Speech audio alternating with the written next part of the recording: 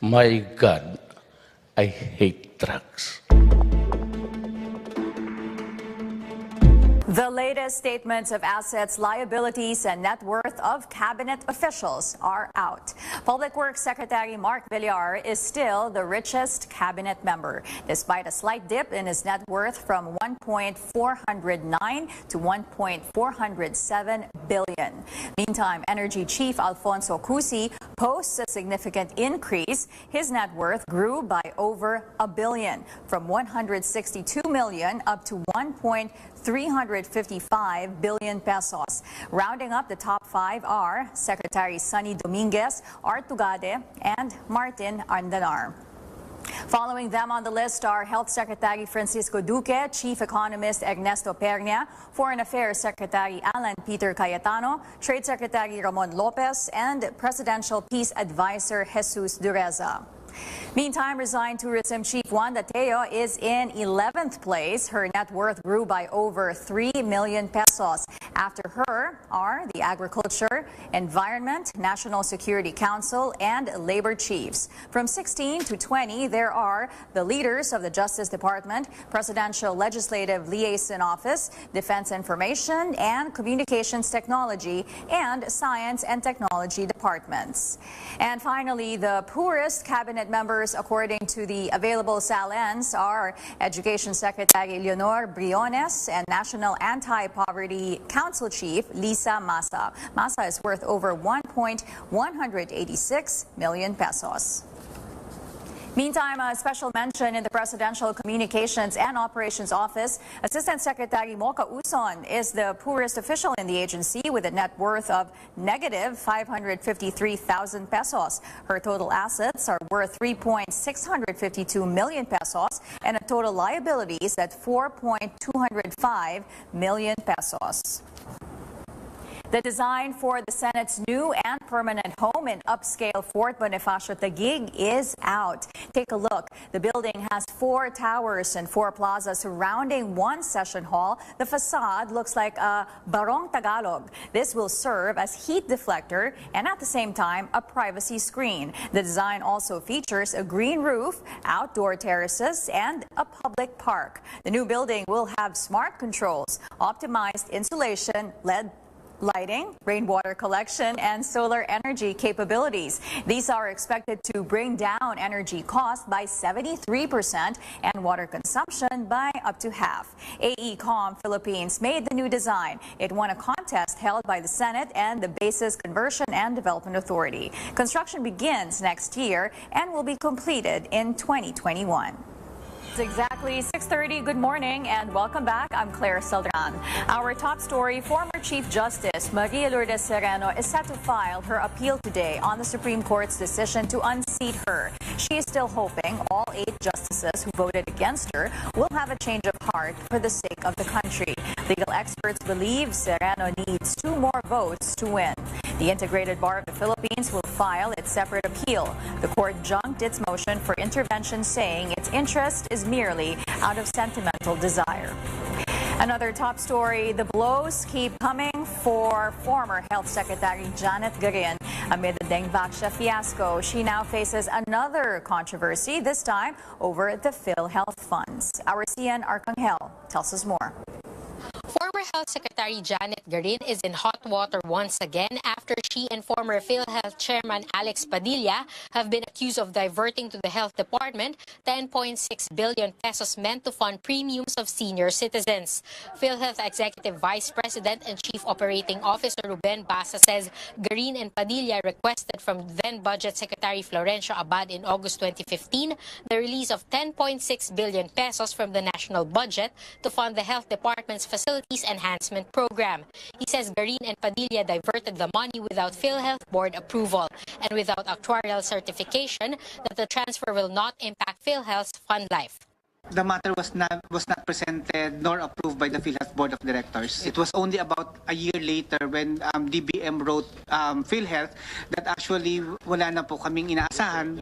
As a result of the fund transfer, Basa says PhilHealth had to dip into its reserves to pay for the senior citizens' premiums. Nakabawas siya sa sustainability ng programa, nakabawas siya sa reserve funds. So ngayon, kung kumain noong 2015 dahil sa binayaran natin sa senior citizens sa reserve funds. Health Secretary Francisco Duque says he was able to confirm with the Budget Department about the fund transfer, as well as its use for the construction of barangay health centers. But he says only around 400 clinics were completed, close to 3 years after the money was disbursed. If you look at the total amount released as representing the mobilization fund of about 1.2 billion, you divide that by about 1.4 million per unit, you would expect already a delivered completed unit of about 817 units. We see in the DOH side a lot of malgovernance, a lot of just cavalierly the process. Senator J.V. Ejercito says the supposed fund diversion partly explains PhilHealth's financial problems. Ako'y nababahala dahil dito sa mismanagement of funds na ito ay nangangamba rin yung Universal Healthcare Program. In a statement, Green denies the allegation. She says the, quote, culprits of fraud, unquote, are just looking for a scapegoat to blame for PhilHealth's financial condition. PhilHealth says it will include in its 2019 budget proposal the 10.6 billion pesos to replenish the amount taken from its reserve funds. Cian Arcangel, CNN Philippines. Consumers have been complaining about the increasing prices of goods, particularly oil. Some are blaming the increase on the tax for acceleration and inclusion law, more commonly known as the train law. But the Finance Department says it is against repealing the law as called for by opposition lawmakers. Speaking to CNN Philippines Finance spokesperson, Assistant Secretary Paulo Alvarez says the train law is, quote, not ultimately to blame for the recent spike in oil prices. Based on surveys and on the studies conducted by NEDA, BSP, and the DOF, train loss impact on actual inflation is only 0.4%. So it's only 0.4%. So this means that regardless of whether we impose the train law, the prices of fuel will still go up. Because number one, the main driver of the inflation rate for crude from oil is that the global market is actually increasing the price of oil. But I think talks in the OPEC and Russia is that I think they're going to produce more. They were going to produce more oil, so this would actually help us in the long run because it would help decrease the price of oil. Now, other factors such as the depreciation of peso is also significant.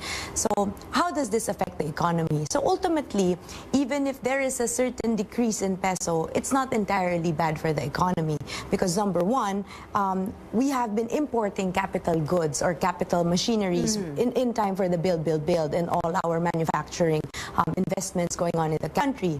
Second, the interest rates in the United States are actually increasing. So people have been moving their money from the Philippines to outside the country.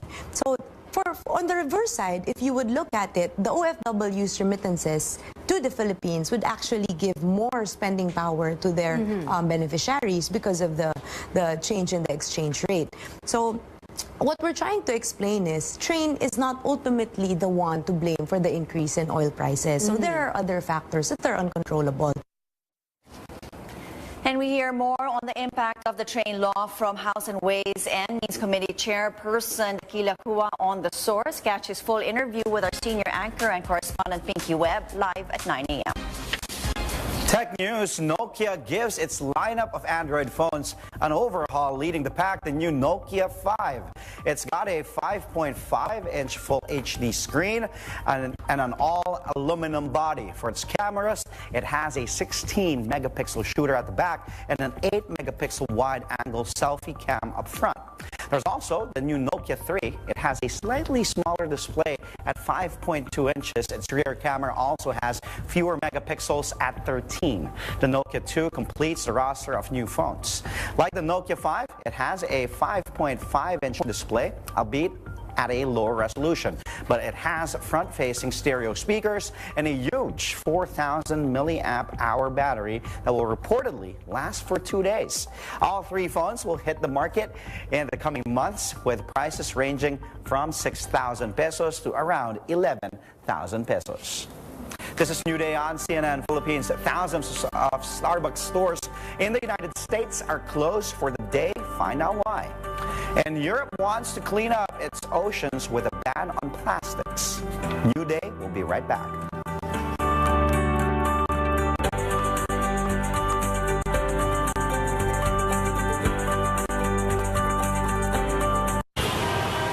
So how much will it cost to maintain a property for investment? Well, usually it will cost you your movie nights, weekends with friends, and quality time. Can you hear Jade? Yeah, I heard Jade earlier. Like the reference, because some people don't understand what this drug actually does. You can pronounce those three drugs. To an athlete. Pero siguro just to stop, to not bore them, we can say what's banned and what's illegal because people think it's the illegal stuff. Your explanation to me yesterday, that's nice because you were explaining it to me. He was explaining